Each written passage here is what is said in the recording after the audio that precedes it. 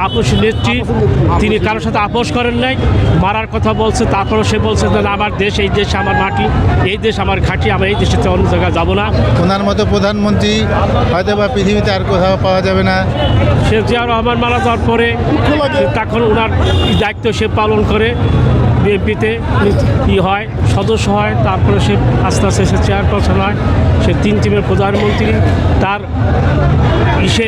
ইয়েতে তার কোনো বিন্দুমাত্র কার কোনো করে নাই, কারো দোষুত্তাপ করে নাই, কারো গিবাদ গায় নাই।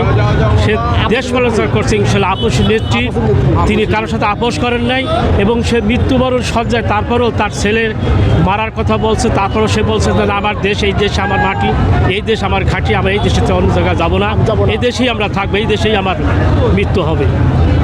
যার জন্য উনি এই দেশে জন্য এত মানুষ, এত পপুলারিটি তার, যার জন্য ভাষায় প্রকাশ করা যাবে না। সে সত্যিকারই একটা মাটির মানুষ এবং মা, আমাদের গণতন্ত্রের মা, আপোষী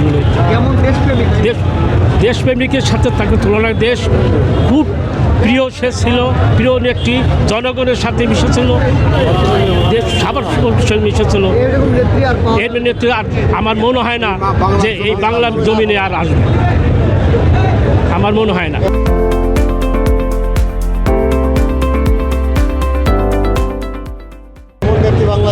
আর দোয়া করবেন তার জন্যে যেন ইনশাআল্লাহ জান্নাতবাসী করে। আমাদের বাংলাদেশে ভালো একজন মহিলা ছিলেন, ওনার মতো প্রধানমন্ত্রী হয়তো বা পৃথিবীতে আর কোথাও পাওয়া যাবে না। ওনার মৃত্যুতে আমরা অত্যন্ত শোকাহত এবং ওনার আমার মনে হয় যে কোটি লোক ছাড়িয়ে যাবে ওনার জানা যায়, কারণ সবাই জানে যে উনি আপোষী নেত্রী।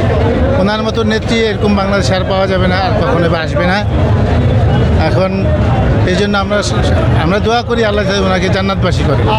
জিয়াউর রহমানের সময় যেরকম ছিল, তখন আমরা অনেক ছোট ছিলাম, তখন দেখছি যে ওনার যে জানা যায় যে লোক ছিলেন জিয়াউর রহমানের, সেরকম এই সময় ওনার জন্য কুটি ছাড়িয়ে যাবে ওনার জানা যায়। একবার দেখছি এবং ওনার সাথে হাতও মিলাইছি, আমি জিয়াউর রহমানের সাথেও হাত মিলাইছি।